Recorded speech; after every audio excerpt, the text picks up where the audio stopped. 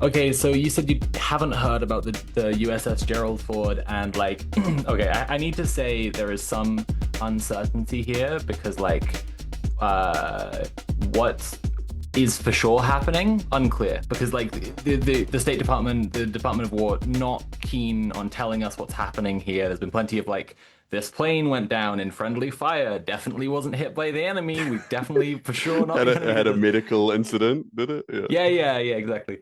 But like the USS Gerald Ford, I don't think it's actually some other shit. I do think this is really what's going on, and it's that's worse. They had a fire because someone wasn't fucking cleaning the lint trays in the laundry room apparently, and they've also had like persistent plumbing problems. So they've had to leave and be replaced. And it's just like America an aircraft carrier and it fucking shit itself and had to go home. It had a triangle of sadness at the end. Yeah. It's um, been a crazy couple of weeks. I definitely like the last thing I said on the show, I think last time was just like, well, you got to commend Keir Starmer for at least saying they won't use the air bases, and then chat was like, actually, he's just now said they can use the air bases, and my other big take that I'm seeing now dissolving was just like it's going to be just a few days war. Like they're going to realize they haven't got the interceptors for this and just have to go mm, home. And I think the interceptors is like an ongoing crisis for all of the yeah. U.S. forces in the region, including Israel. But like I don't know, like I do believe they'll probably try a ground invasion. I Well, have that's my the own thing. opinions about how that's going to go, but Yeah. A friend of mine asked me like, what do you think? And I at the time was like, yeah, I think probably the interceptors thing is going to be a big dictator of how long this goes on for. But then I think since then, it's like I think a lot of us really underestimated the America's ability to act like irrationally, basically, or just to be, it's like we're seeing these Iranian generals pulling off like pretty incredible like strategic moves, all these kind of things, and then we're just seeing America and Israel react with like just complete belligerence. And I think that like you always think that there's at least going to be one adult in the room, like that there's going to be like some American general who's like some guy that's just seen some shit. He knows what's up, and he's yeah, like, no, this is the play. Like, this is what we got to do. But no, it's like absolutely not. Like, it seems yeah, like, yeah, everyone pulling the shots in American Israel is just like a like a literal just like they just thirst for violence and destruction and so with that in mind it's like you never really know because it's we could just see continued escalations. We've even seen we've seen both Trump and Hegseth not straight up saying that they would use nukes, but alluding to, using yeah, like yeah, yeah, bombs that will cause complete, annihilation and all these kind of yeah, things, yeah, which yeah. is like in the past, even for like, like a secretary of defense or a prime minister to even say something like that would be a huge issue. But these days it's just like, oh no, that's just fucking Tuesday. Like, It's you just know, like everything about the situation that like, they had Ayatollah Khamenei had a fatwa against nuclear weapons yeah, and wanted to just like control Iran and hated Israel and was propping up like anti-Israel forces, but like that was kind of it. And was letting yeah, the Strait of Hormuz be open. And now they have Ayatollah Khamenei, who we don't know his position on nuclear weapons. The Strait of Hormuz is closed, and they yeah, killed his mum and his dad and his wife and one of his kids all in the same day. And it's just yeah. like we have I almost remember the there same was situation, but like 10,000 times worse. Great job, mission accomplished. I always think about there was like a tweet by someone like this is years ago now, and they were like, um, like if What did they say? They were like, "Oh yeah, if my entire family got killed because Israel, accused them of being in Hamas, my first move would be to grow up and form Hamas too." It's just like, Yeah. it's like this Yes. is it, right? And it's like, okay, Yeah, cool, exactly. yeah.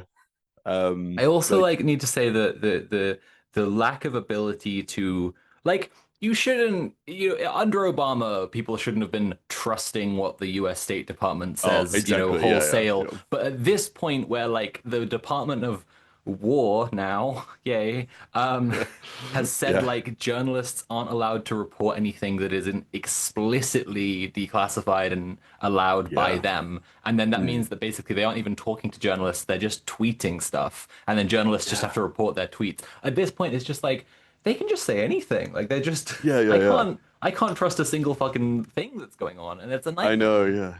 It is that thing where it's like, like people said, like, oh, at least like, in like when America was in Cambodia or Korea, they weren't really telling people what they were getting up to, but now we get to, now we can see it in HD and stuff. And it's like, I think that that has had some effect on people, but also it's also demonstrated how many people legitimately just don't care or are completely able to like just like just disregard it or reconcile it with other beliefs would be like, oh, okay, but those people were terrorists or they were, like Yeah. fucking combatants dressed as fucking nurses or some bullshit like that, and it's kind of like, oh yeah, no, like if they had HD footage back when America was doing all the fucking Yeah, there would have been Jakarta a ton of method people shit, being like, like, actually, yeah, Agent yeah, Orange yeah, is good for Vietnamese children. They love yeah, it. yeah, It's their favorite exactly. toy. Like, There's no long-term medical information that says that this chemical compound that we just came up with is going to cause any birth defects. Like, yeah, you can't. yeah, There's you're right. nothing proving Yeah, that yet. So they would it's have been. like, They would have been. yeah, Um, yeah, yeah. It's the same bullshit. something from the London organizing group chats that really tickled me. Like, was someone talking about Al Quds Day and being like, we shouldn't be participating with our group won't work with this because it's a fascist demonstration. And then someone else replying to them that they were doing Zio-Nazi propaganda, and I'm just Yeah, like, this is we're in a shambles. We're in shambles here. yeah, yeah, yeah, yeah. Yeah. Oh my god. Yeah, I have seen. There has been a lot of stuff going on in local organizing as well because I feel like there's people that don't identify as monarchists within the Iranian diaspora that probably don't realize how much they actually kind of are or like are so ideologically aligned anyway that they didn't really get it until things really started popping off just recently. And then they're just kind of like, oh, actually, I didn't actually realize how much the stuff my uncle and shit have told me actually kind of, like fucked with my head a little bit. It's same with absolutely the same with Zionism as well. Like I I have Jewish friends that had the same kind of things when this started popping off, being like, like the kind of people that were like, oh, I'm not a Zionist, but I do think that it's important that the Jews have a homeland specifically, like that kind of thing. And then when things start popping off and they start going, oh, actually, Yeah, but I know a I few did people like see, that exactly. yeah, yeah, I did see a little bit of stuff in local circles where, in certain groups, they're like, no, we have to promote the voices of the diaspora. And then the people that they're getting to talk for them are like, oh yeah, no, we have to take out that guy and we have to replace him with the Shah, and then he's gonna transition us to a democratic system, and it's all this kind of stuff. And it's just like, oh man, like actually, maybe sometimes we don't always have to, like we don't like this is the limit of the kind of standpoint kind of thing, right? Where it's like just because you've found someone from a group that is currently, like going through it or whatever, doesn't mean that that person is going to necessarily have the most Oh yeah, complex understanding of the situation. it's a thing that affects different groups in very different ways. Like there is a problem in people sitting around and like expecting, for example, for like um the ideal, I guess, like disabled trans woman of color to appear and like lead the woke movement when it's like, hey, all of Yeah. those ladies are fucking traumatized as hell and like really tired. You like they're actually not the ideal people to be leading Yeah, things. yeah. Yeah, yeah. We should be understanding like vulnerability as a thing that means we need to put extra effort to protect and like nurture and keep safe people and like build structures around them to like, Mm. reduce vulnerability. And we should see people having firsthand of some kind of like historic events as not necessarily meaning they have. I mean, Henry Kissinger like grew up during the Holocaust and claimed it didn't affect him at all. So I I Yeah. don't know, man. It's a bizarre informational time, and I guess like simultaneously we've got um, we've got the ruling class realizing that the internet being a resource where people can all talk to each other is pretty bad for them actually, and that's why they're trying to shut it down as much as possible. And also just Mm. I guess the other thing is like pollute it. Like just use Yeah. AI so that people are like comfortable with the idea that what they see online will just be fake 99% of the time anyway. Yeah, yeah, yeah, yeah. And I actually have seen that a bit lately, even just with like coworkers and stuff, basically just tuning out of a lot of stuff, like saying like, oh, I just like don't pay attention to that anymore because it's just full of just like AI bullshit. And it's like, oh, like I don't know if that was the and the intent, but that's where we are. Like yeah, which is like on the other hand, then you have like all the Facebook grandmas that are just like, did you just see the White House got hit by drones? And it's like some terrible fake AI shit or whatever, and it's like they're just becoming increasingly At the radicalized. moment, at the moment, everyone's saying that BB is dead, and I messaged Mule about it. He was just like, "BB's just in Greece. What are they on about?" Like, Yeah, yeah. I like, like I wish, like someone actually mentioned that mm. yesterday at convention that I was working at. Someone was like, "Bro, did you see this photo?" And I was like, "Yeah, man, I see a lot of photos." like That would be great. Yeah. like this would Um, be great. Like I would love this. I would love something way gnarlier than this photo you've shown me. Like the photo that I would love, they couldn't put that shit on the internet. But the no, photo I but need that to see is a Black Mirror episode. Like, yeah, yeah, yeah, yeah. So um, yeah, no, I don't think the rumors can be yeah. the rumors can't be confirmed just yet, sadly. But Well, yeah, but I think so. inshallah, this week, there's so many hours in this week yet to come. Yeah, I mean the war has only been 2 weeks so far, even Yeah, though it feels like exactly. 20 years. Yeah, yeah. But yeah, Iran is a huge topic, and we will probably cover it more when we do an intentional episode that's entirely focused on it because it's just so much stuff is happening. Yeah, yeah. In the meantime, it's Red Planet. Welcome everybody, and we're going to Yeah. start off the way that we usually do by asking Tim, what was the most base thing you did the last couple Ooh. weeks? Um, it's probably one of those ones that we don't go into on the show, but which sounds like a cop out, but yeah, it's all good. What about yourself? A few things. Critical support to base stuff you can't talk about for sure. That's a Hmm. that's Yeah. a crucial component.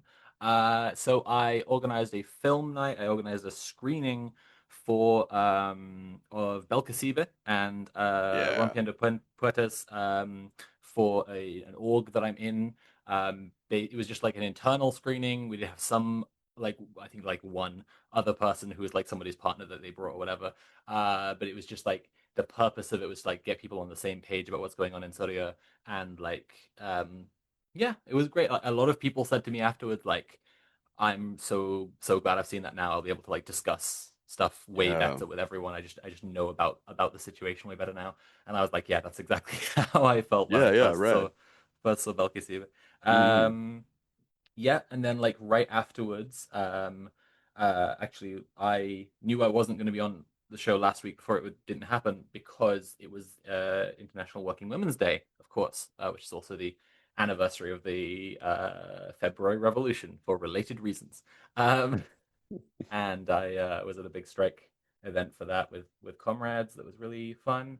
coincided with a sex work strike, and like the marches met together as like just like knew a lot of people. It was just a really chill time, and there were great performances from various South American groups because UVW, the United Voices of the World, who are like a union who are doing a big part of this because basically they are primarily or like started off as like a bunch of um, cleaners primarily, I think, Oh, cool. and Yeah. so they obviously would care a lot about like the International Working Women's Day, and then Yeah. Yeah. so several different groups came and gave like performances of like indigenous styles of dance and ceremony Oh, or whatever. It rad. was really Yeah. really cool.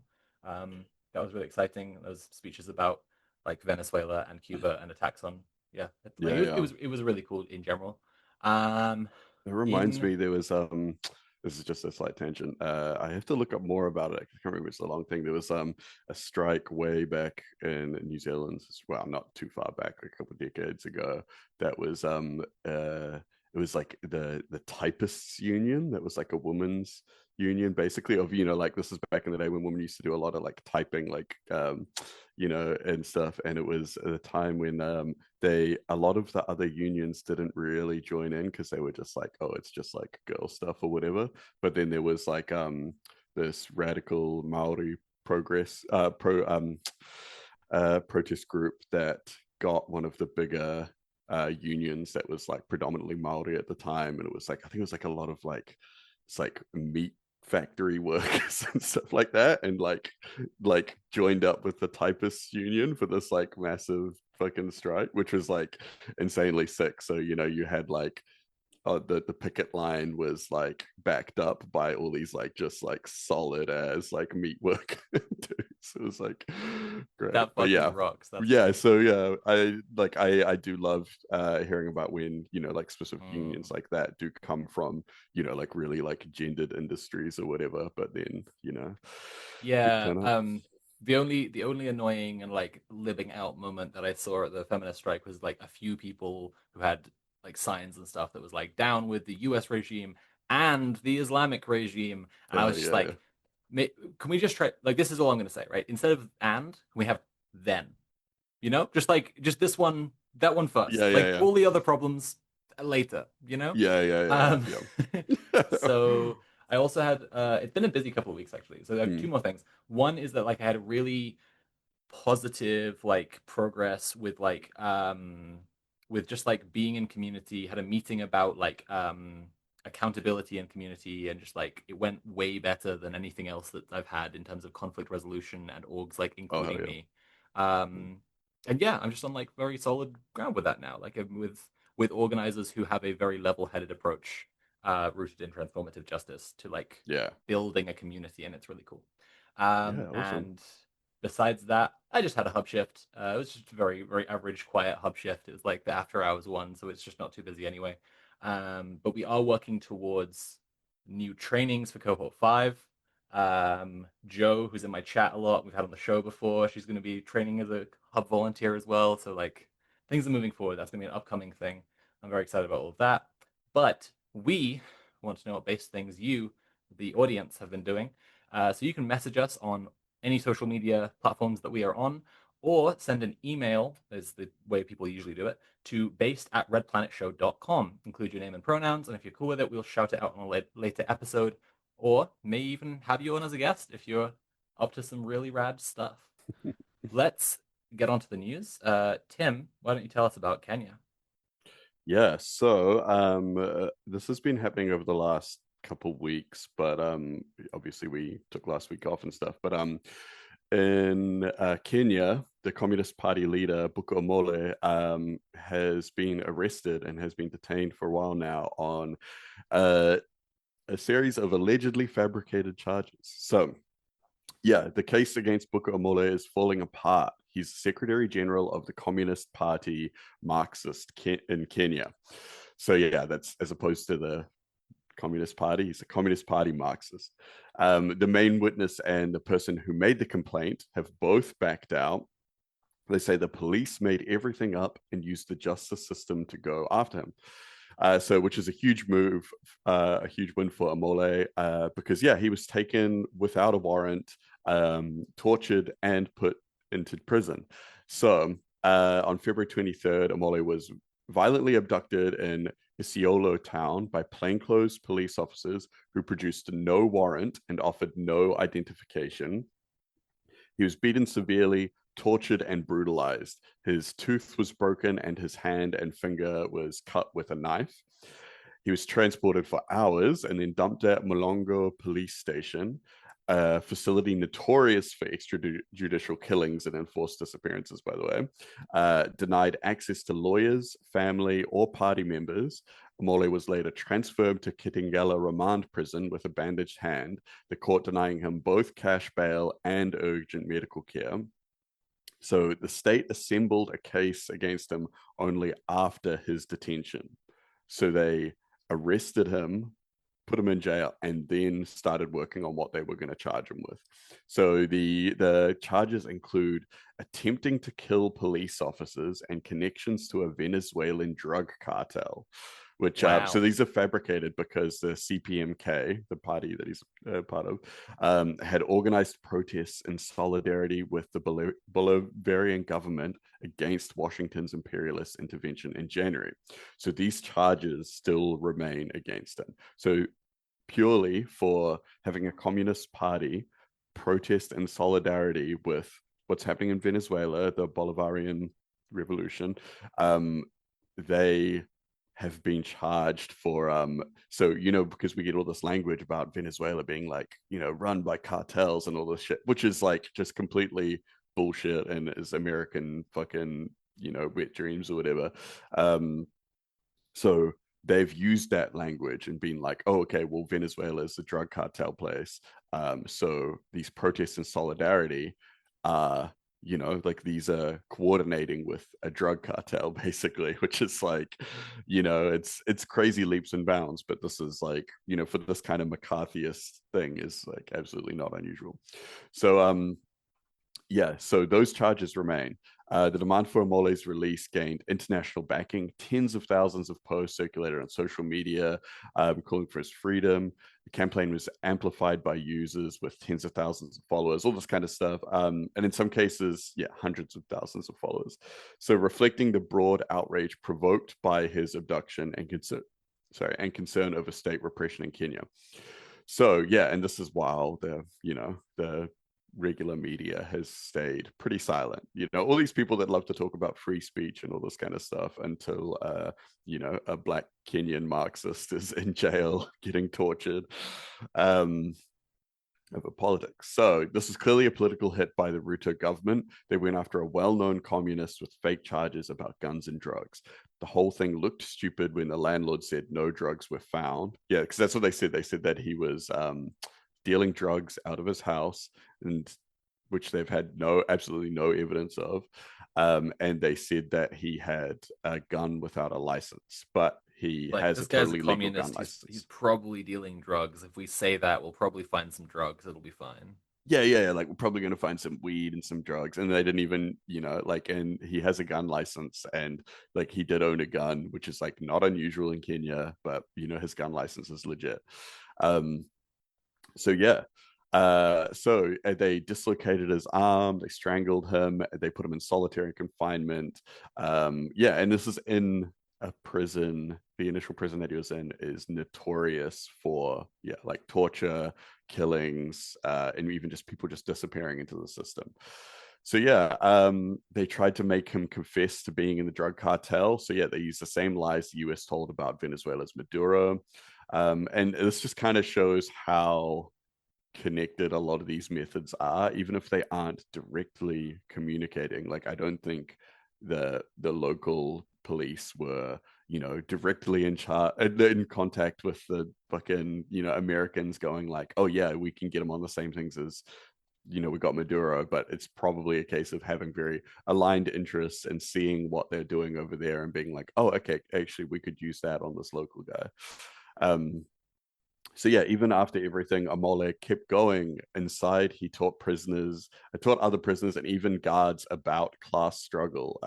He snuck in political books to use. That is real revolutionary work, building political understanding even from inside a prison cell.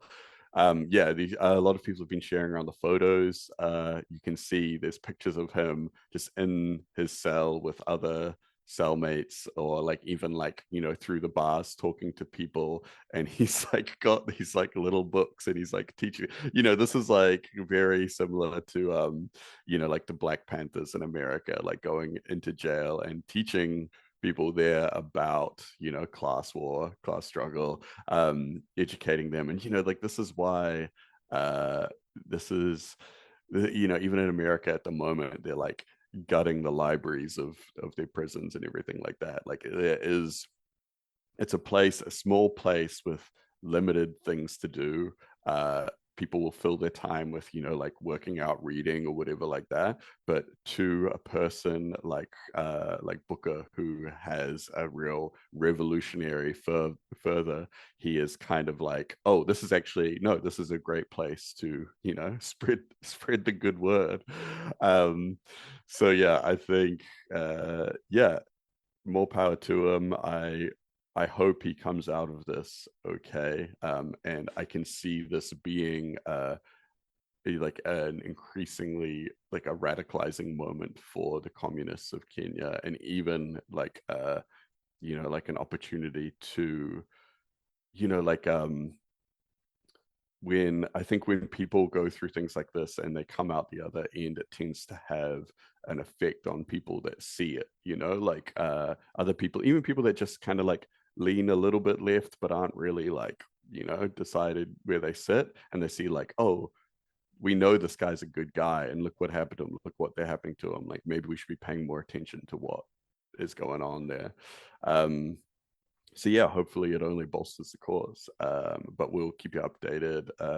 Yeah, because I do think sometimes we forget a little bit about what's happening in Africa. We do our best to cover African stuff when it comes up, but yeah, we'll update as it develops. But speaking of updates, why don't you fill us in on what's been happening in Cuba? Yeah, sure thing. This is just like I think people are aware that for the last 2 months, Cuba has been being blockaded. It's subject to an imperialist blockade by the US, who's denying access to oil.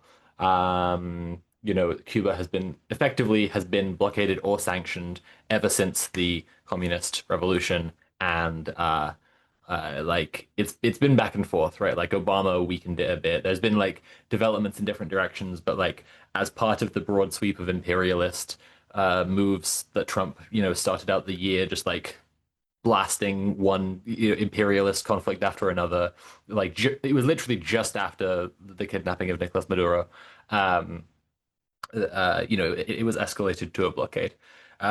It may be moving toward a resolution, as Cuban President Miguel Diaz-Canel is reportedly in talks with the U.S. government, led on the U.S. state side by State Sec Marco Rubio. Um, Cuba has been a personal fixation of Rubio for a lot of his political career. It was reported in 2011 by the Washington Post that the then senator had claimed his family had been expelled from Cuba by Castro's administration, and in fact they'd fled under Batista, the U.S.-supported president of Cuba, broadly associated with organized crime and violence against Cubans. Um, I only found this out today. I'm just like still reeling from like Rubio is an aspiring Gusano. Like he's not even a Gusano. He wishes he was and is lying about it. Just fucking incredible stuff. Like It's actually literally the crazy when you look into his family history, and even like his legitimate immediate family ties to like it was like his, I think it's like his brother-in-law, or is like or something like that, is like an actual like narco fucking like yeah, American yeah, yeah, CIA yeah. drug dealer and all this kind Yeah, of shit like literally, that. That's why literally. people call Well, him Narco Rubio. he It's like wants to, yeah, little Narco wants to be yeah, the new Batista, I think. Like it yeah, seems yeah, pretty obvious. yeah, yeah. Incidentally, Conrad just reminded me of this before the show. You've seen the big shoes thing, right? Like Trump has been Oh, guessing the the shoe Florsheim sizes shoes, yes, and and insisting that yeah. all his guys get shoes that he's guessed what size, so they're all wrong and they're just slip sliding around in. Yeah, it's wild. Like, all these like big strong men, and none of them can just be like, oh, hey, actually, no, like I'm a Yeah. like I'm actually I'm a a 10 45 and a actually. half. Yeah. Yeah, Oh, yeah, yeah. yeah. Americans. Yeah. Exactly. Anyway, I think like just to pause on this like Rubio thing for 1 second longer, like this is something we can say about Iran as well. Trump too, in being this massive like attempt at just like elevating America from republic into like naked empire, like all of the imperialist connections become explicit and America just like seizes territory, replaces world leaders, dictates terms. It's been such a um like wish casting fantasy period for American conservatives. Like this blockade being managed by Rubio, who like has made it like such a personal project his whole career. It's this Yeah. pattern of like giving pet projects to right-wing ghouls who've made this issue like theirs throughout their career. Mm. Um, and like not for yeah, like sometimes people pointed it as being like Trump is an 80s guy. He's just remembering this thing from the 80s or whatever. And Yeah, so yeah. like whatever. But I think that like a lot of the GOP are like old dudes and have been fixated on like one particular country and how bad they want America to like show them what for like decades.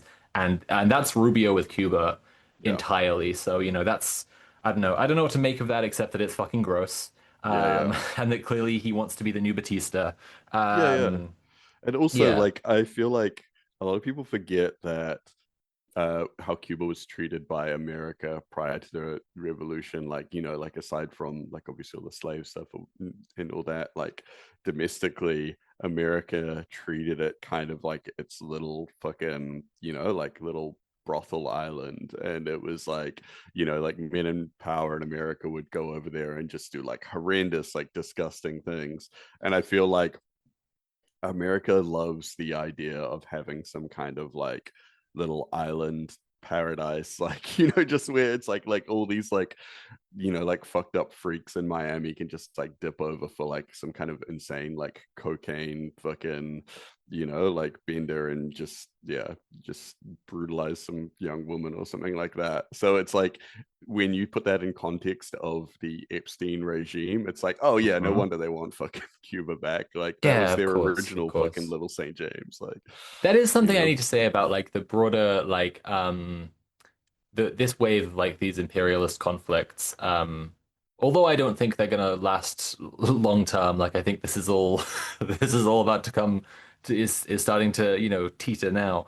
Um, or much more than teeter. We'll see. Anyway, like just like all the right-wing men who are being very, very explicit about how they view like rape as a, a bonus of war, whatever, right? Yeah, Like yeah, just yeah, like yeah. they talk Like about all talking about like Venezuela, a bunch of guys concubines talk and about shit. like big booty Latinas. Yeah. Someone's, they're invading Iran. These guys are posting about like Persian beauties. I'm just like, this is so Yeah. fucking hideously disgusting. And like any woman in your proximity who sees this should just kill you immediately. Just I like know. as I a like saw yeah, there was like people posting like, "Oh, does this mean we're going to get Iranian porn now and all this kind of stuff?" It's like, brother, you need to like you like I can't even we'll get banned if I say what you need to do. please attempt to fix your heart and also die.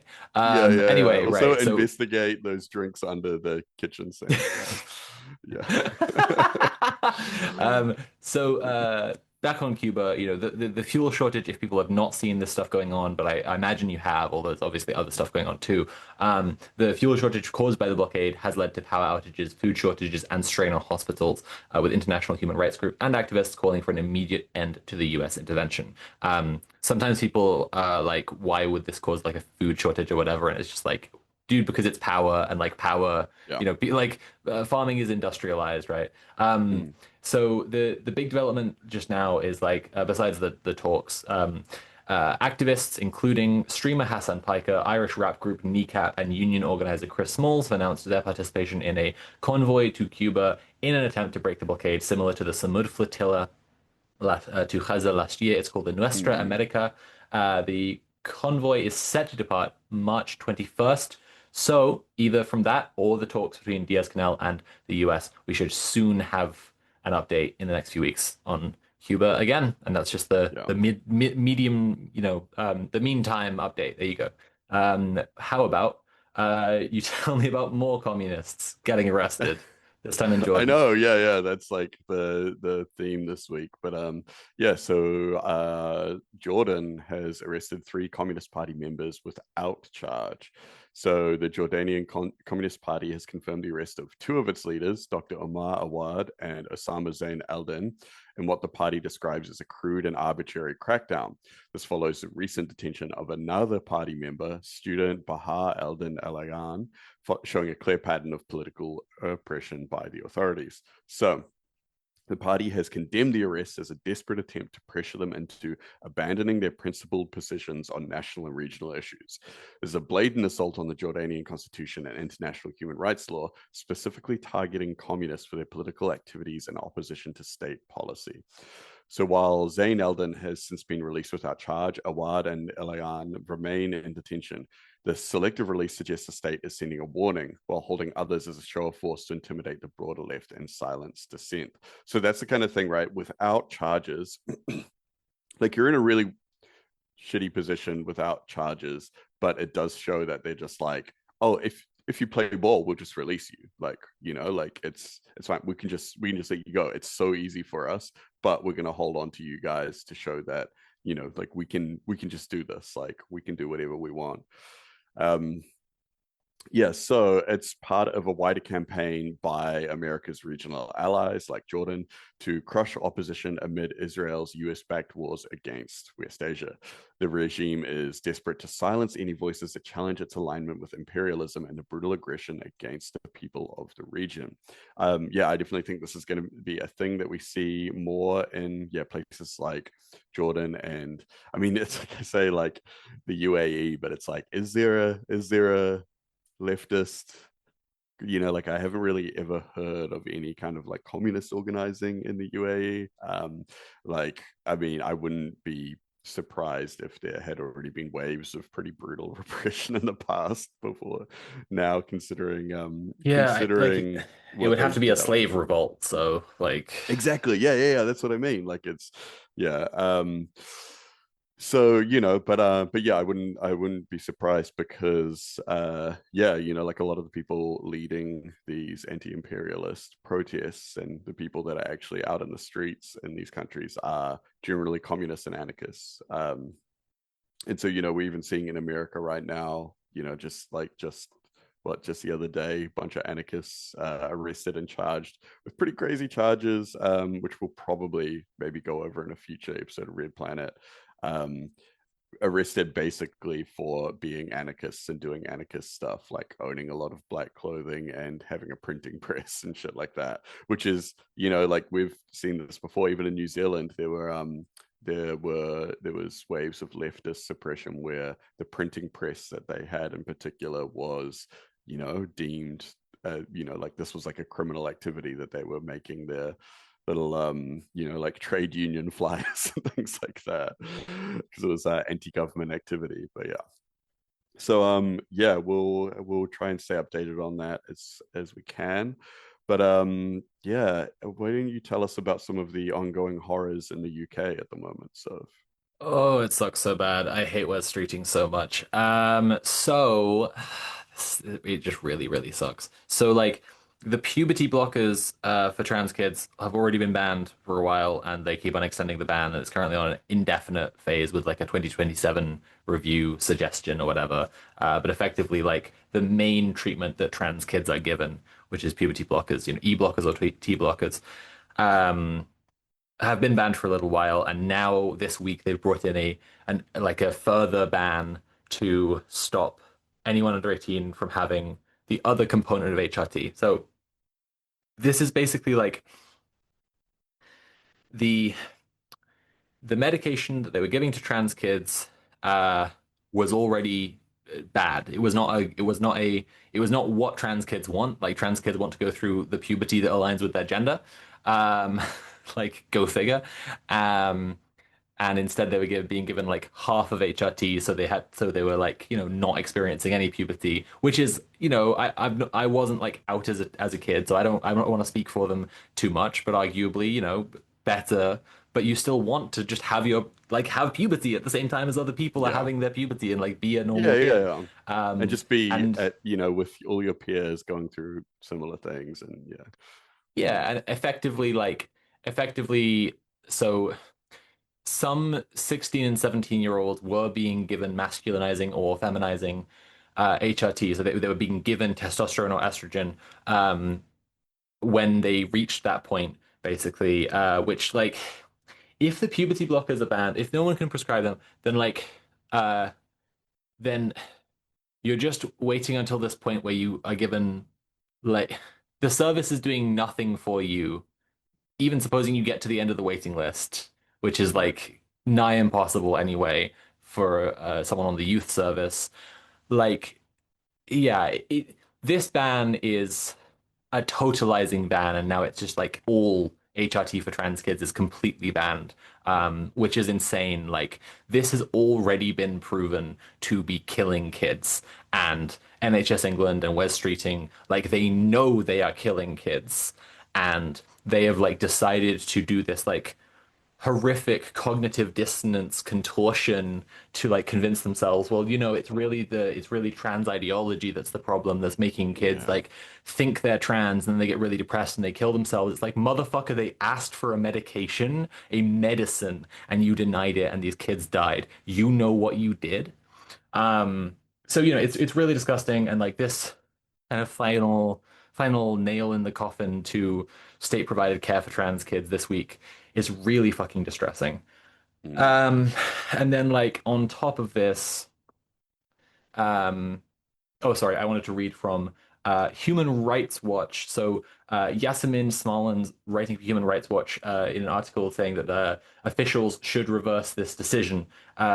She said, England's National Health Service, NHS, has announced this week it will block referrals for gender-affirming hormone therapy for transgender youth under 18, restricting access to evidence-based care and undermining young people's rights to health, bodily autonomy, and non-discrimination. This, again, is from the Human Rights Watch. She went on to say, the restrictions are worrying. Medical care for adolescents is typically tailored to the needs of each patient. A blanket prohibition on referrals prevents clinicians from recommending a course of treatment appropriate for a particular young person. Like, yeah, I can't overstate how fucked this is and how much like everyone needs to take it seriously between like the US forcibly detransitioning trans people who are in its care, like bringing in a fucking Section 28 style thing, like making it nearly impossible for trans people to travel. Another thing that happened this week, like they announced that ICE should like detain and investigate trans people because like trans people they think are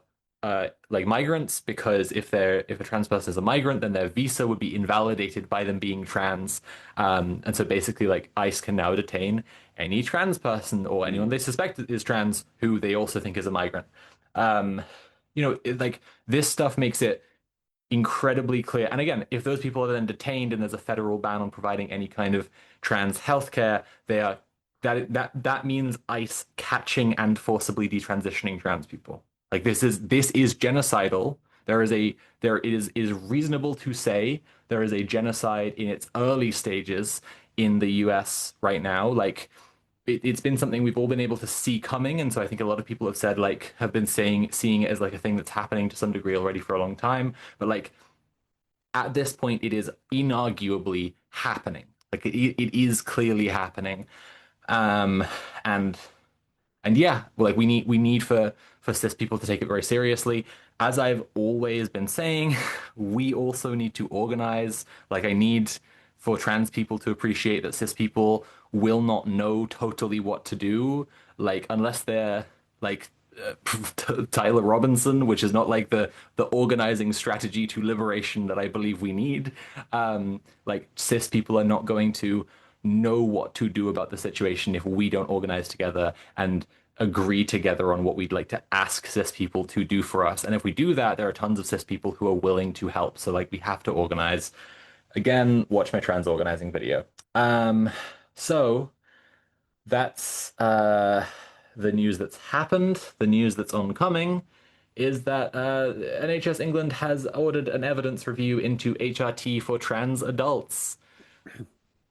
the evidence review that they just did and the one before that for trans kids both concluded with them excluding 95% of studies that disagreed with their ideological and fascist conclusion, and then saying none of the studies that meet the criteria show there's any benefits to giving HRT to trans kids, so we're banning it completely. Um, so if they do the same thing with their study into HRT for trans adults, they are about to ban healthcare for trans people in the Yeah. UK. I hate I to mean, you can hear see that's the uh, trajectory, right? It's like it's this. yeah. Yeah, and yeah, I mean, like I know that the thing is that I know you know, and I'm Yeah, just yeah, trying yeah, to like exactly. walk through carefully because I just Yeah. really need for cis people to get this because Yeah. it's just like it's so obvious what's happening, and like I very seriously might have to like leave this country if this carries Mm. on like Yeah. this, and I'm truly trying all I personally can to make a difference with this stuff. Yeah. Um, yeah, yeah, against against various hurdles. Mm. It isn't, it's worth saying this, it isn't illegal for people to own or consume estrogen for personal use. Testosterone is murkier because it's a controlled substance, but there are tons of supplies of testosterone because it's used by bodybuilders. Yeah. So like the obvious push here is for more people to circulate knowledge of how to do it, how to acquire DIY HRT. I am advising people to do this with estrogen because it's not a controlled substance. Therefore, I'm not advising that anyone do anything illegal. But I think that the clear moral thing to do here is to circulate knowledge of how to acquire, produce even DIY HRT to countermand this fascistic change. I'm sorry, but like there is no pretense anyone who claims to be a progressive politician can make that this is not in jackbooted lockstep with the Trump Yeah. regime. Like this is the same moves at the same time towards the same people. And in America, everyone's saying this is evil and fascist. And Mm. in Britain, we have to go, thank you, Sir Keir, for protecting women and girls. Like, no, Yeah. piss off. This is Yeah. disgusting. So that's what I'm saying, and I've said it, and I've said it again. Watch the trans organizing video. We need assemblies. We need to do harm reduction organizing. That's going to be the topic of the episode today. It's harm reduction organizing. Um, and the other thing that's happened this week is HRT.cafe, a very, very prominent and well-known resource for DIY HRT, was taken down by the anti-trans brigade. So, they are coming after DIY HRT as well. They were always going to, and the only thing to do about it is to back up and distribute as much information as you possibly can. So that's Mm. that's the story. And yeah, Tim, why don't you tell us about Burkina Faso? Yeah, so our last little news update is Burkina Faso has launched a $64 billion 5-year plan. So yeah, 5-year plans. A lot of governments do them, but particularly a lot of like China always does like a 5-year plan, and it's like this thing where it's like under like more of a planned economy or whatever. You set a goal like for 5 years, this is what we're going to do, and then we're going to reevaluate everything and go again after that. um a really effective way of I guess like organizing policies again across all parts of the government and everything, without like a lot of the time you get in, I guess, like liberal democracies, you get countries being like, okay, cool, yeah, we're going to commit to getting our emissions down by 2035 or something like that, and then like fuck it, whatever happens. Whereas yeah, 5 years plan is a very classic like left government kind of thing. So Burkina Faso has launched a $64 billion 5-year national development plan from 2026 to 2030, one of the largest economic programs ever proposed in the Sahel. So, crucially, two-thirds of the funding will be raised domestically from state owned enterprises and citizen shareholding, marking a decisive break from the old model of dependency on Western loans and imperialist control. The plan sets bold targets, slashing the poverty rate, boosting life expectancy, and massively increasing electricity generation capacity. Most importantly, it aims to complete the recapture of national territory from terrorist groups, building on the government's success and expanding state control from just 60% to 75% since 2022. So that's a huge thing. There are like kind of like anti-government militias and like these terrorist groups that actually control large portions of land over there just because of how terrible things have been there for so long before this latest kind of revolutionary moment. So yeah, so 60, just thinking only 60% of land in their own country was under their own control, like within their borders, just a couple years ago. So yes, they've already got up to 75%, and the goal is to keep getting more, claiming it back. So this ambitious program is built on the foundation of real sovereignty by expelling French troops, nationalizing foreign-owned gold mines, and using the revenue to slash domestic debt. The Traore government has created the fiscal space to invest in its own people and industrialize on its own terms. So that's really important, especially in a lot of African nations. They have had um, foreign corporations industrializing their countries, being like these like big English, French, Dutch companies being like, yeah, we'll build this infrastructure for you as part of our deal with these extractive industries. But the problem is that the infrastructure still belongs to these companies that like rent it back to the state, or even just like like completely like it's not something for the good of the people, it's for this extractive industry. So but they've said, no, we're not doing that. When like we're going to build this publicly, and it's going to be for the people, for the benefit of the people, not for these industries, not for foreign billionaires or whatever.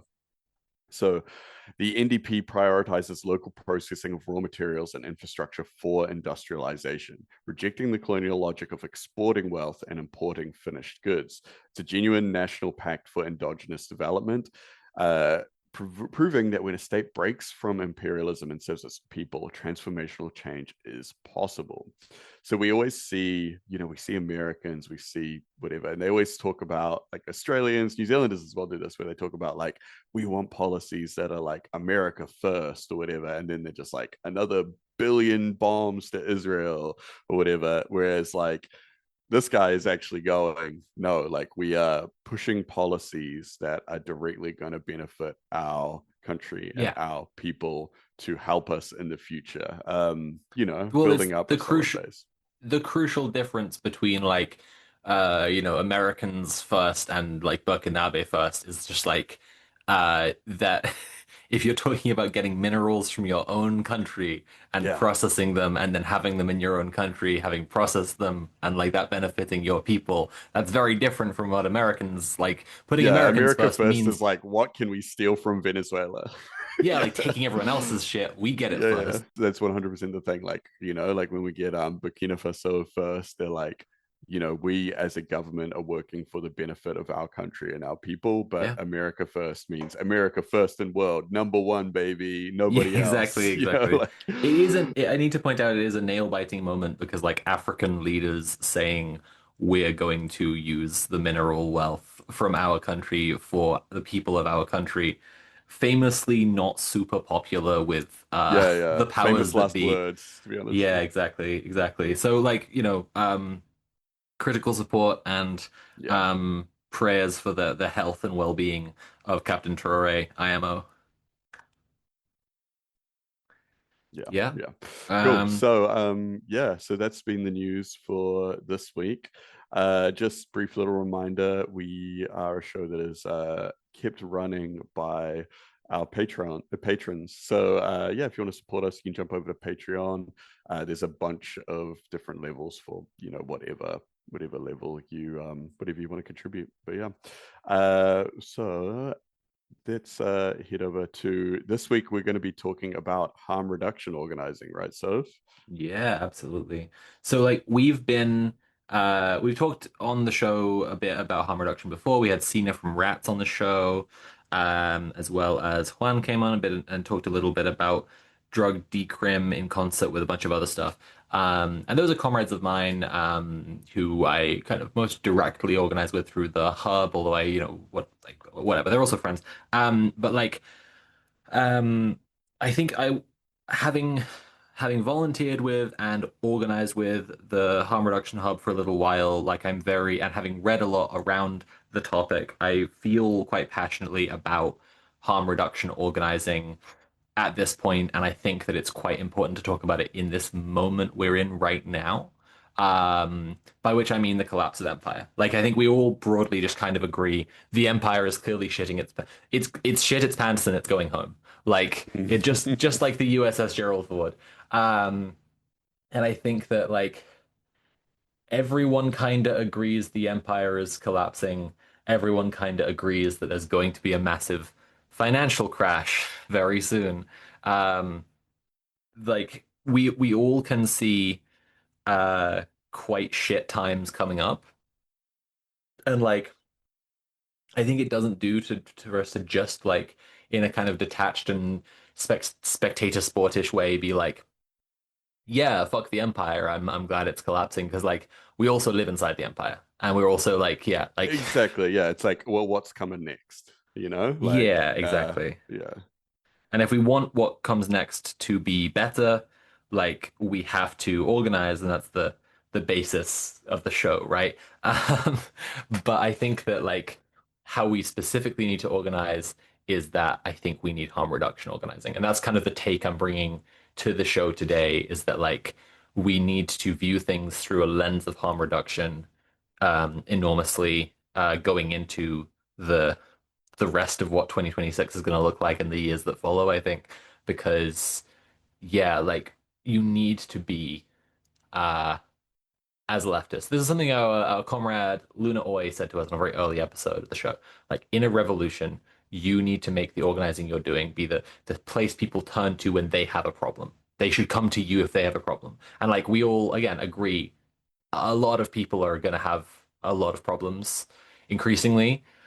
Um, and and yeah, like I think so to differentiate, like because people may be a little bit confused, like because I volunteer at a needle exchange that also does some other stuff and describes itself as a community living room, and I can't big up the hub enough.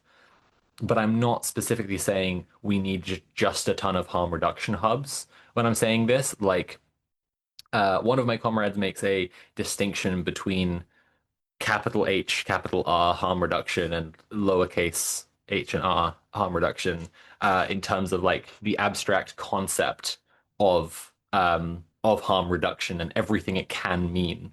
And like it can mean a lot of stuff, just like how kind of socialistic or communistic logics can mean a lot of stuff in your everyday life, like the way that people work together for no pay to maintain yeah, social relations and group well-being, right? Like there's a whole bunch of stuff, and socialist writers have pointed this out forever, that people are doing all the time as part of daily life that is, fits in these categories. And the same is true with harm reduction, right? Like, for example, we're talking about safety planning and something that I'm writing or like working on for the trainee cohort. And one of the other trainers pointed out to me, like, safety plan. We're teaching safety planning in quite a regimented way, but like saying to your friend who's like leaving the party, text me when you get home, is also a form of safety planning. Like it's just a very casual one that people engage in all the time. And so, yeah, like I think the discussion I'd like to bring today is like what are forms of harm reduction organizing that could happen, and how do we structure like efforts towards harm reduction uh in a way that makes like steps between here and ideally a sustainable eco-socialist like utopia, right? Like it's always just let's picture a nice world and then apply this tool to get there. Um, yeah, because again, so like, okay, I volunteer at a needle exchange that does a bunch of other stuff and tries to help out people who are generally precarious. One thing it doesn't do is like give people free food. And like providing free food, something that like a lot of organizations should be doing, in my view, and a lot of things like food banks do. Like that's a form of harm reduction, right? Like people are starving, giving them food is a fairly direct form of yeah, reducing harm. Uh, um, but also stuff like um, we interviewed Princess Diana on the show a few weeks ago, a comrade who works with guns, who's under the pseudonym of Princess Diana. Yeah, yeah. We have Um, to specify yeah, yeah, not yeah. the dead princess. Well, the allegedly dead princess. Yeah, yeah, yeah. Princess Di is alive and well and in the militia movement. She's When coming her for nation King needs her Charles. most, she will return. Um, but like, that's so for example, like training people with guns is an example of something where you could say, this is doing harm reduction because people are gonna get guns when guns are legal and you can get them, and there isn't like a state mandated training with them. You can just buy them as long as you meet criteria. Like training people to use guns safely is a harm reduction. So like looking at, I think that a crucial thing in the harm reduction organizing philosophy is looking at like what necessarily is going to happen. Um, Things people are going to do, like taking drugs, and say like, well, we can't just tell people to not do this thing. That's not going to help. How do we Yeah, help yeah, people who are in this situation? yeah. Yeah. Yeah, yeah, yeah, absolutely. And yeah, it is one of those things that can mean so many different things to different people. I think it's like you kind of have to put yourself into like a harm reduction mindset to just see it, in your day-to-day life. Like, like when if a friend is in trouble or going through something or whatever, you have to train yourself to think like instead of reacting like, like emotionally or whatever like that, you think like, okay, cool, this is what's happening right now. What can we do to reduce the amount of harm to this person or to the people around them the most at this time? And which yeah obviously could mean anything from like, if you have a friend that is experiencing like, poverty or homelessness or like addiction, or even, like even if someone has, done something bad, and like you as a community need to figure out what the next step is or whatever. Like the first step is to, I guess, like uh triangulate the harm, see what is, or the possibilities for harm and all that kind of stuff. And yeah, a lot of the time that simply, can be just things that would be a good thing to do as a friend. Sometimes it's well, a lot of the time it's beyond that, but it can be as simple as like, yeah, okay, my friend is really fucking, they're living in poverty, they're, maybe about to lose their flat or whatever like that. Let's just get together and help, feed them as a community. Like, let's just, all get together and cook meals for them or whatever. And then that obviously, you can that you can extend that beyond people that, to like, like homeless outreach and all that kind of stuff. But Yeah.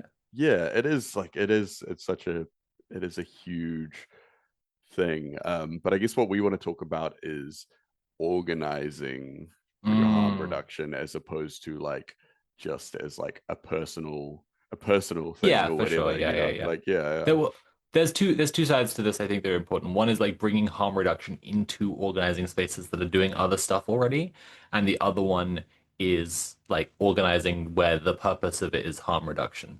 And so like, I think that people who are doing advocacy in the direction of like mad liberation, people who are doing work that helps put activist communities to engage with conflict resolution better. These kinds of things are like organizing directly towards harm reduction specifically. And then there's a lot of stuff where I just think that like better approaches that center reducing harm would be really good in a lot of other organizing. So like for example, we've just mentioned food a few times. Like it would be it's some pretty obvious harm reduction with shit about to get crazy expensive everywhere. That like if we could cook big meals together in orgs, like this, it's well and good to be like the tenants union is getting together regularly and they're doing eviction resistances and they're doing member solidarity and stuff. That's cool that it's doing that. But if like the people are who like would be putting their time towards that, like everything becomes crazy expensive so that they're like working two jobs now yeah, to yeah, just be able to afford to eat. Like it would make a lot of sense in terms of on many different levels to like try to put in place infrastructure so that the org can feed people. And like however that works, like is it like richer members like buying big making big food donations? Is it the org getting in touch with because these systems already exist, like places that distribute like waste food that like would hasn't been sold. There isn't anything wrong with it. They just like have received this stuff. Like um, orgs getting in touch with that if it's a the kind of org where it's like, community focused kind of thing that where they could go through those kind of very, for want of a better word, like wholesome channels. Yeah, But if yeah. like, but if it's like a spikier org, yeah, maybe it is just like a I don't know. I know a lot of people who've done various kinds of like spiky, dangerous stuff and direct action, and also just love like cooking for each other and doing a lot of potlucks and big group meals and stuff. And I think that's like something we should all take really seriously as like, yeah, important for in a time when everything gets more expensive, bulk buying and bulk cooking is cheaper, and so like cheaper per person, and so like collectivizing will actually help people get through this. Yeah. Um, Big true. yeah, Collectivizing in general. yeah, just in Um, general, right? But I think that like, um, and then as I say, the other side of it is like harm reduction organizing. That is the organizing is for harm reduction. So like going back to like the needle exchange, it's just like, yeah, like a lot of people are probably going to be a lot more people are probably going to get addicted to a lot of stuff. As the empire collapses, like yeah, look yeah. at look at the post-Soviet states. Like it's that's probably going to be a lot of yeah. Yeah, I was having this conversation recently with one of my coworkers because so New Zealand is having a bit of an economic crash at the moment. It's like there's so many more people unemployed. There's a housing crisis. Like fucking cost of living is gone wild. There's more people on benefits than there has been for a long time. But also gang membership is like way up, like way, way, way, way up. And like just growing up, like with my kind of background, I've been around a lot of people in gangs, and a lot of my close childhood friends have ended up in that life or adjacent to it. And I mean, even just being a tattoo artist, I like, just like it's not that, it's not that far removed from my own life.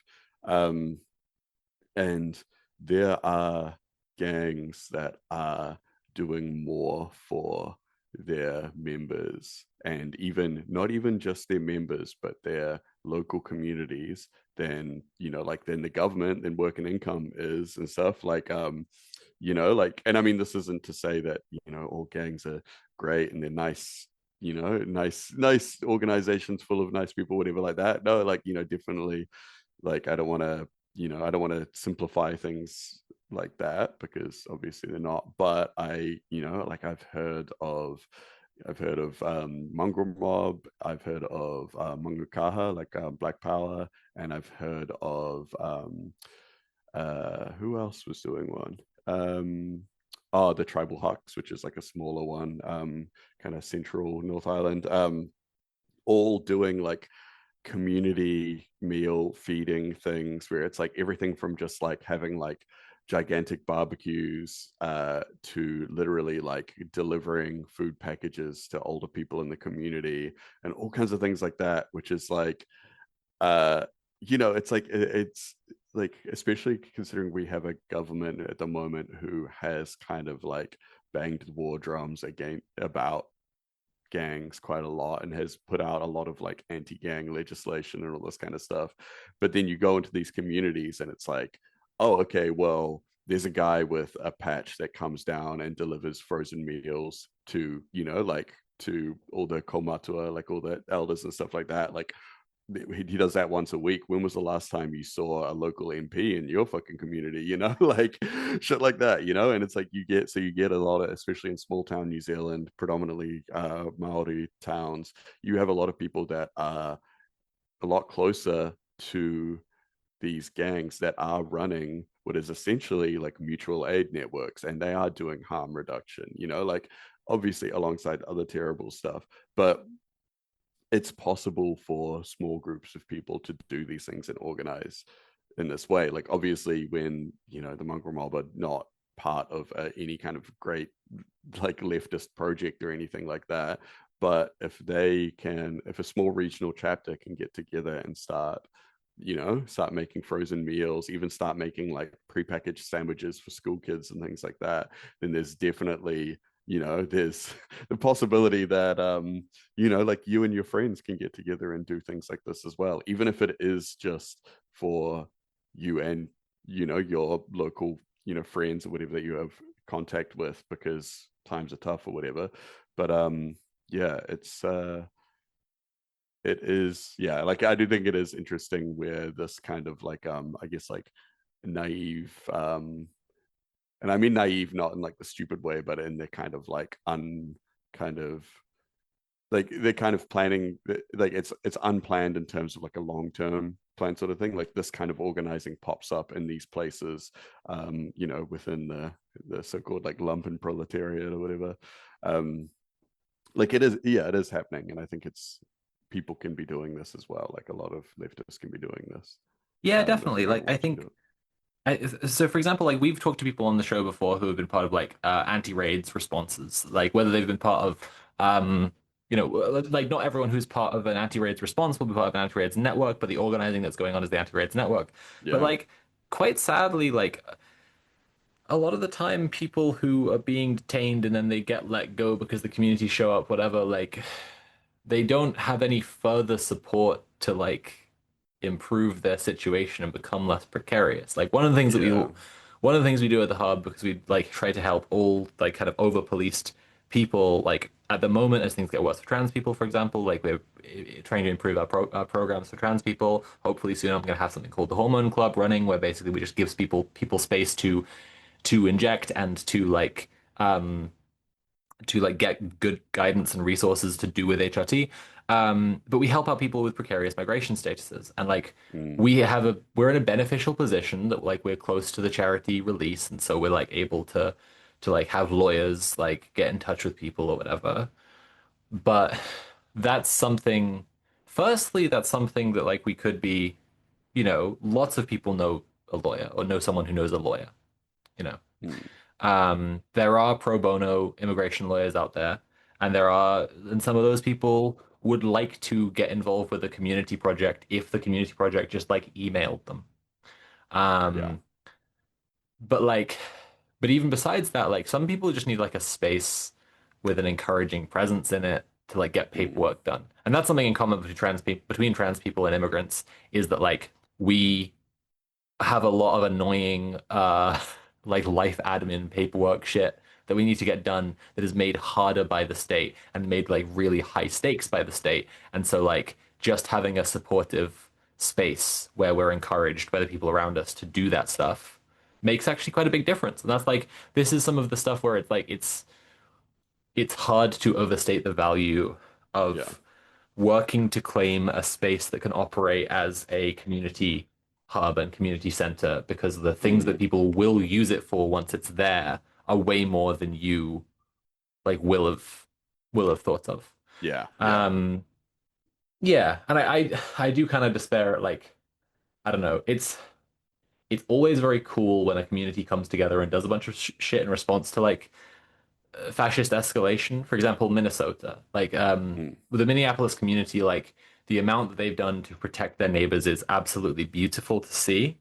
Yeah. And I also like really, really, really hope that that there's been strong organizing before it was a big spectacle and continues Yeah. to be afterwards. And I can't know. I don't live in Minneapolis. I'm not casting aspersions here. Like I'm the people I'm criticizing are the people who are local to me and who I know are not doing things that they Yeah. could Yeah. be doing. Like I'm not, for all I know, and more power to them, the residents of Minneapolis are like round the clock building the ideal anarchist commune, and I really hope they are. Yeah. Um, Yeah. That'd be but just awesome. yeah, like, but I just don't actually want everything to be reactive all the time. And I think that Mm. like when we talk about there being like boring, slow work to be done in revolution, some of it, and this is the stuff that like the left has spectacularly neglected, basically since the fall of the Soviet Union, the Imperial core left has just been like, we can't hold power. Like we just can't Yeah, hold power, like win and hold power because like power is the thing that bad people have. yeah, And yeah, if we hold power, soon we'll be doing gulags or whatever. And it's starting to change as more people start to go like, I think I care less if we have like re-education camps for capitalists and more if there are yeah, no children starving. You know, yeah, yeah, that's yeah, yeah, like totally. that's one thing. But I Yeah, think the thing that we've barely started to properly broach is like long-term determined community organizing mm, that makes like everyone's lives better and also makes like the community more resistant and resilient in the face of fascism. yeah, Um, because there's so many ways that it does as well. Just like because like bringing people together makes a huge, huge difference. mm, And I do think that like it's definitely intertwined. Like the thing I just said about like not wanting to win and hold power, like to build power. Like I think a lot of anarchists do not want to like put yeah, themselves in a position where they're like central to community or whatever because they'd be wielding power there. And I also have met a bunch of anarchists who insist that's not what they're doing.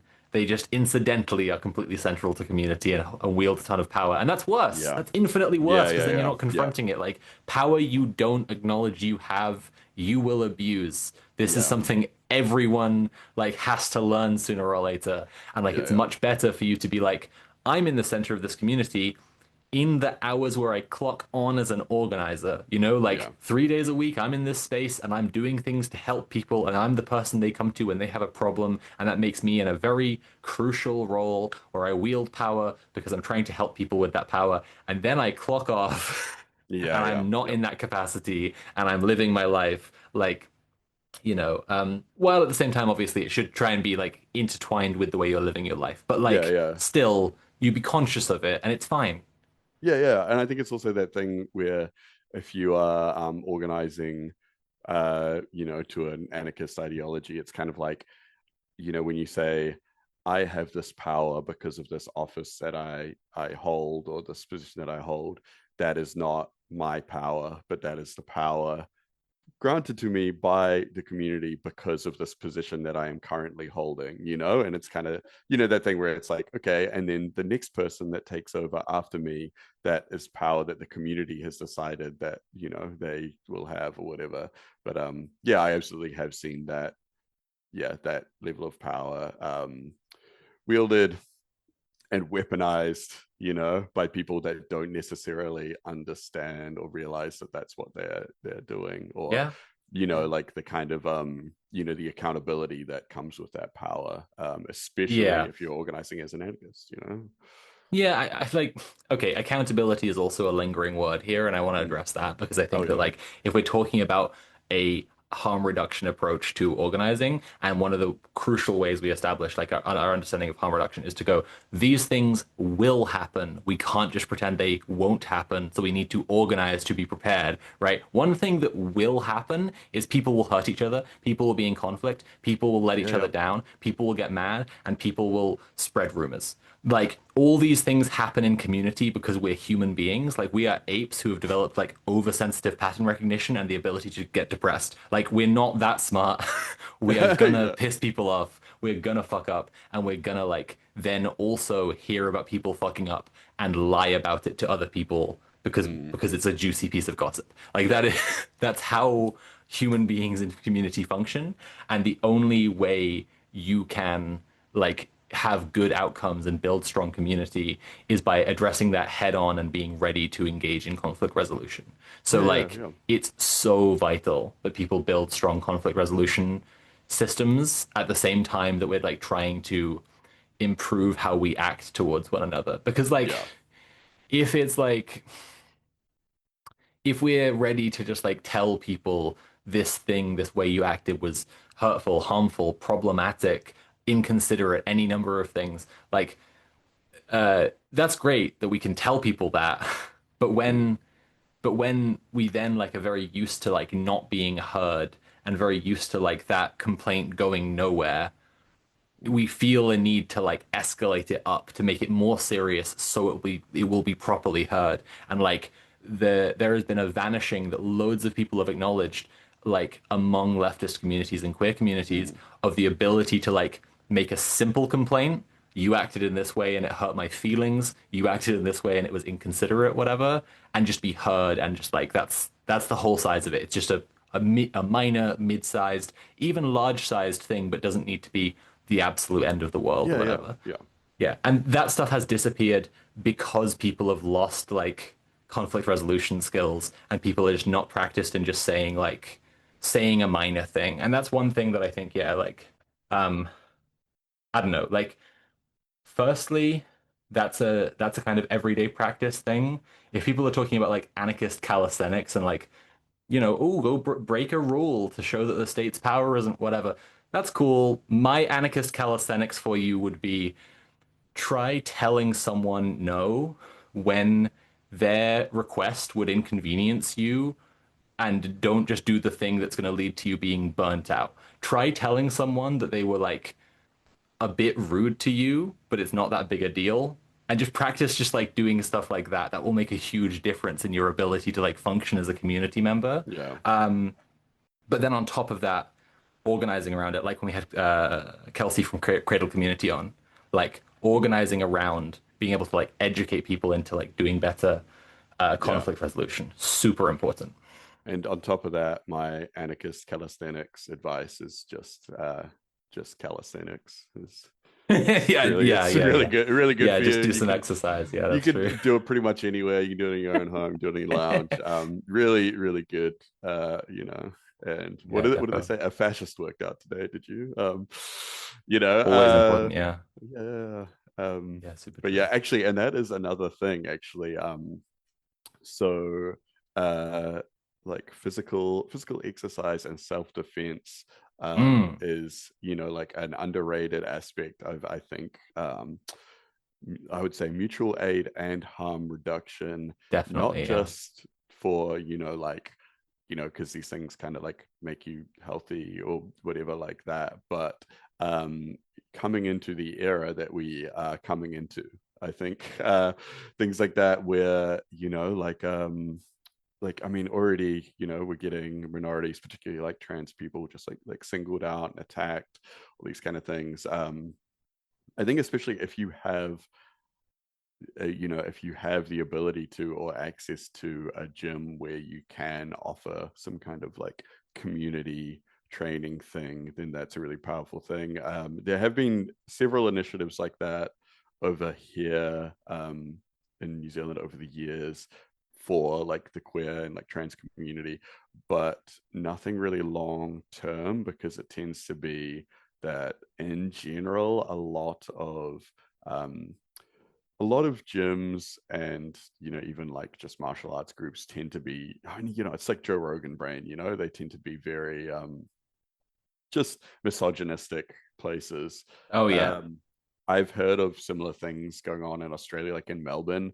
They're usually run by gyms that are like specifically like women's focused gyms, but they'll also have like, like, they will have like a queer trainer that's like, okay, cool, we're doing like, jujitsu night for like queer and trans people and stuff.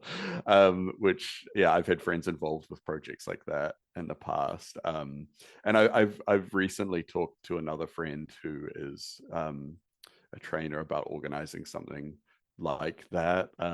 It's very like, yeah, and it is quite difficult to organize, because you're also, it is like getting the space, getting a trainer, and all that kind of stuff. And generally, things that you have to ask for people to donate their time, and which is like, at the moment, in like a very swift economic downturn at the moment, is, Yep. not something that is always possible for people to Yep. do. Yep. Yep.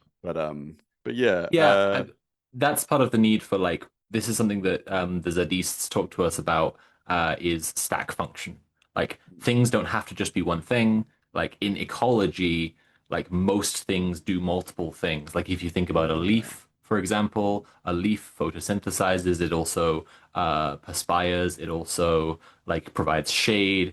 It when it falls off the tree, it becomes mulch. Like it does a lot of things, right? And Mm. similarly, like if we're making an ecosystem of community and organizations and revolution, then we need for things to do lots of different things. Yeah, And yeah, so good like, point. the this is why I keep saying like orgs should be feeding people because like if if every org endeavored to feed the people who show up to it, then people who spend their time, like really a lot of their time, like doing leftist organizing stuff, would Yeah, eat for free a lot of the time, and then that would be a really appealing thing for a lot of people. Would be like, yeah, I'm gonna get involved in the self-defense class. I'm gonna yeah, get yeah, involved in the tenants union. I'm gonna get involved in the every single different group because like then I don't have to worry about buying food because I'm gonna yeah. like have it provided. Like just like do a bunch of different things. I mean, Mm. scale at your capacity, don't Yeah, try out the gate to do everything, but do try to incorporate more of these things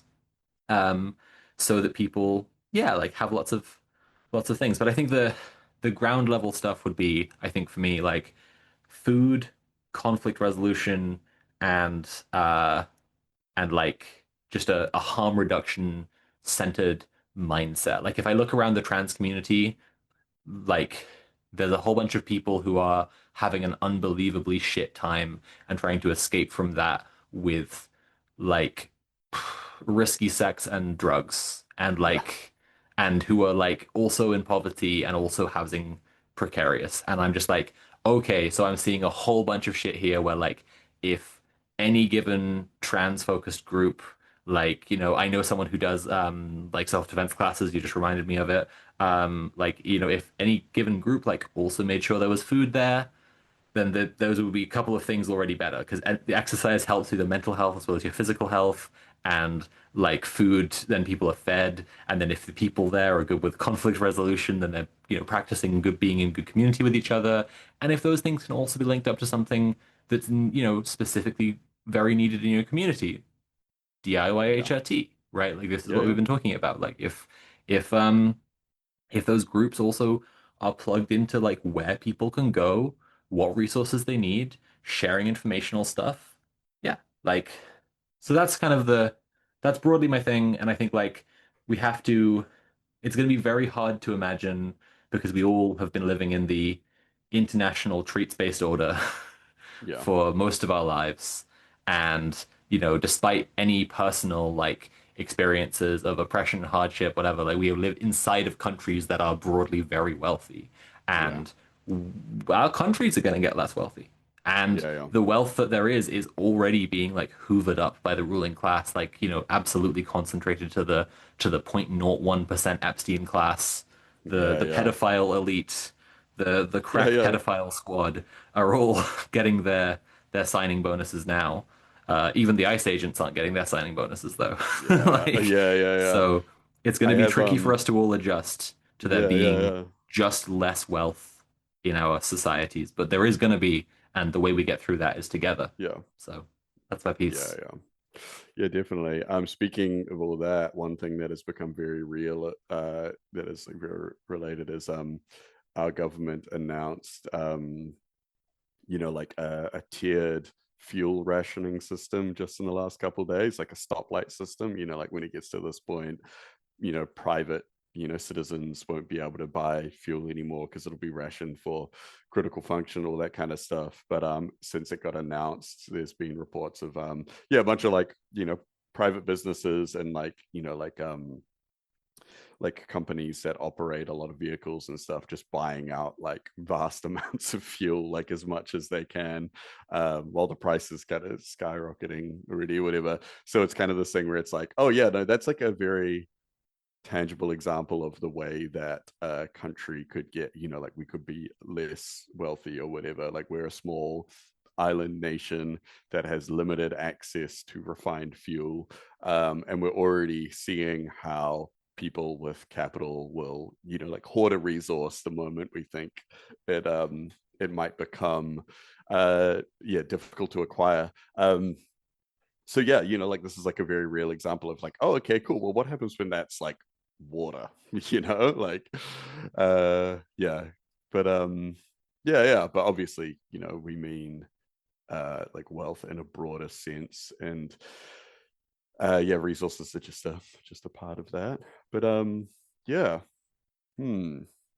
So There we go. I mean, I think yeah, that's a pretty yeah. good I think that's covering of yeah, the yeah. I was topic for gonna now. say I think if I yeah, was gonna assign a homework, it would just be like, I think everybody just yeah, just have a hard think about what you can do that's furthering like harm reduction in yeah, preparation for shit to be a bit bad.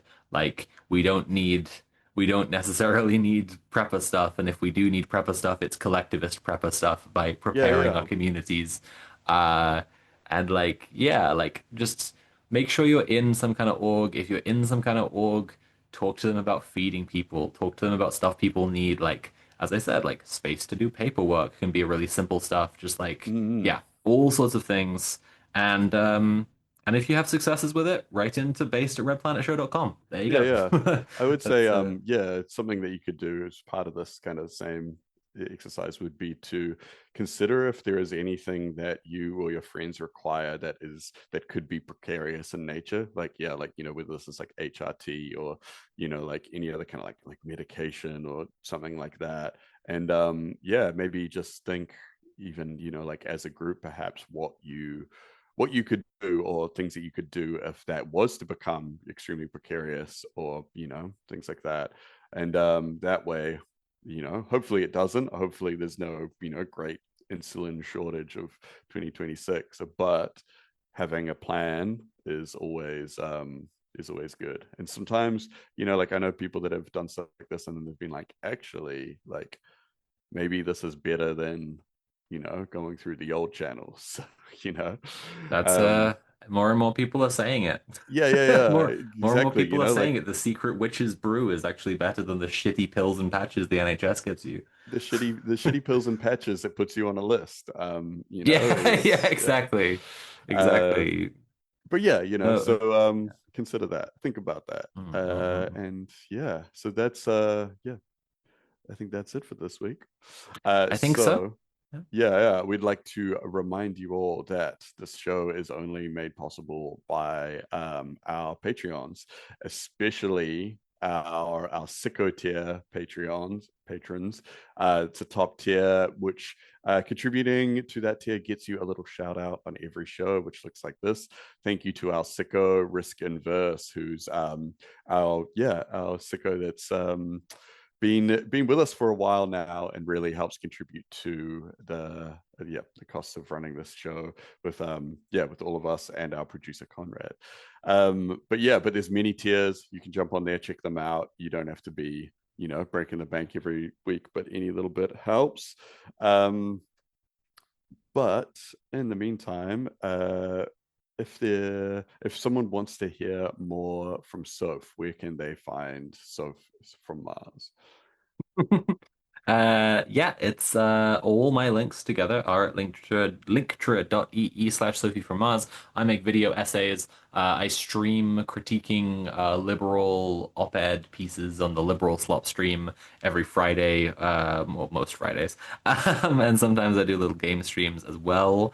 If the chat hits the dono goal on one stream, I'll add on an extra gaming stream. So I had a little Resident Evil this weekend, which was very Ooh, fun after looking at a cool. bunch of horrendous Iran takes. You can see all the VODs of my streams on my VOD channel. You can see my video essays on my main channel. You can see bonus content on my Patreon. There's so much stuff if you go to the link tree and click through. In the next week, I should have a video up for my patrons about astrophotography I've been up to over the winter. Just a little hobbyist video for people who love space as much as I do. So yeah, just go check it out there. You can see my Patreon and support me monthly. You can donate to me directly if you just want to leave a tip. Or I also have a Throne account now, which actually I won't like massively promote ongoing, but Vord said that like PayPal was not working and was not a good option. And so I've been meaning to check out Throne anyway, but that's like an alternate way people can tip me. And also I'm going to be adding like some, I guess, like influencer equipment, microphones, mic arm kind of shit on there, but also like some kind of telescope related stuff. if people want to like help me afford expensive hobbyist shit. Um, so yeah, everything at linktra.ee/Sophie from Mars. But what about the Tim heads in the chat, in the podcast audience, etc.? Where can they go to get more Tim? They can find me on YouTube and Twitch, Conquest of Dread. But like I keep saying, I haven't really been on there that much lately. I do want to get back into doing some game streams, though it has just been particularly busy with work and other pursuits lately. And you can also jump on Blue Sky or Twitter and find me as Dread Conquest. Also, if you are into tabletop role playing games, I have this book that is like almost finished. It's called Dark RPG. You can go to Twitter, Dark RPG 2000, if you want to see a little bit about it. But it's in the really, really late stages of playtesting. It's like 200 pages ish. I think 196, maybe 196 pages, fully illustrated, like weird, like dark future, but with like fantasy sci-fi kind of stuff. But it's all about like class war and being a, a shitty little guy under the heel of gigantic hyper capitalist corporations and kind of yeah, so just like real life. But yeah, you can find out more about that there. If you want to follow along with the progress of that, um, it's yeah, I'm hoping to have it all. I was hoping to have it all done by the end of last year, but it just needs a little bit more kind of, like fucking around with. Um, but before we go, Soph, did you want to give us a little rundown of where we can find our missing host, Mule? Of course, I should mention Sweet Mule, who is away actually being a very sweet boy because it's Mother's Day in the UK. So if you want to find him right now, you need to know the locations of his mother and stepmother. Um, but if you want to support Mule, all his stuff is at linktree.ee/DJMUEL. Mule is a full-time streamer. He streams Monday to Thursday. He also had a video out recently about the Filton 24 on his YouTube channel. Yeah. He does great streams covering the news. It's where he's, uh, so well informed. When when he comes onto Red Planet, he's got the juice because he's covering it all week long. Mm, Although I suggested to him for his streams he should have a days since misinfo counter uh when on screen, and I really think he should follow through with it because it's like great. Like there's so much that bullshit is, around online now. yeah, Uh yeah. That is so yeah. good. Yeah. Yeah. Anyway, so everyone should check out Mule's stuff as well, especially because he is currently on unemployment benefit in the UK. You know, he doesn't earn that much, and people should go and support him more so that he can Mm-hmm. get off of stop having to deal with the Department of Work and Pensions. Yeah, yeah. Support our Yeah, boy. yeah. And yeah, in the meantime, everybody be excellent to each other. You'll be able to catch Mule's streams as soon as tomorrow. And we'll see you next week. Okay. Yeah. See you next week. Bye.